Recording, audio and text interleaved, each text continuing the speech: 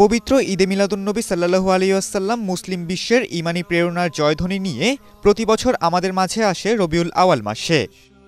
হিজরি ১৪৪৬ সনের পবিত্র রবিউল আওয়াল মাসের চাঁদ দেখার জন্য আজ সন্ধ্যা ৬:৩০টায় জাতীয় চাঁদ দেখা কমিটির এক সভা অনুষ্ঠিত হবে। ইসলামিক ফাউন্ডেশন বায়তুল মুকাররম সভাকক্ষে অনুষ্ঠিত এই সভায় সভাপতিত্ব করবেন ধর্ম বিষয়ক মন্ত্রণালয়ের উপদেষ্টা ড. আ.ফ.ম. খালিদ হোসেন।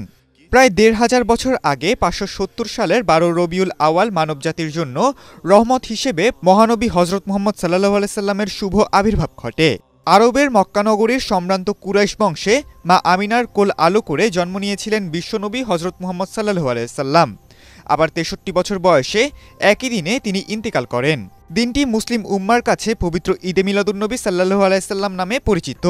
ধর্মীয় ভাব গাম্ভীর্যের মধ্য দিয়ে দিনটি পালন করেন বিশ্বের ধর্মপ্রাণ মুসল্লিরা।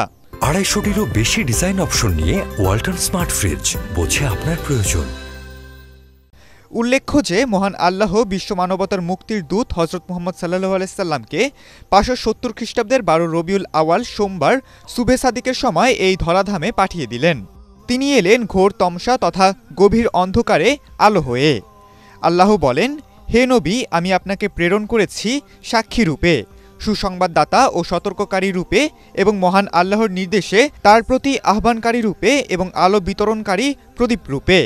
যেই সময়ে তিনি এলেন সেই সময়ে মা আমিনার ঘর থেকে নূরের ঝুলকি বের হয়ে সুদূর সিরিয়া পর্যন্ত আলোকিত করে দিয়েছিল। তখন পারস্য সম্রাট নাসিরাওয়ানের রাজপ্রাসাদ প্রকম্পিত হয়ে ১৪টি পাথর খসে পড়েছিল। অগ্নিপূজকদের আগুন নিভে গিয়েছিল এবং পানি পূজারীদের পানির প্রবাহ থেমে গিয়েছিল।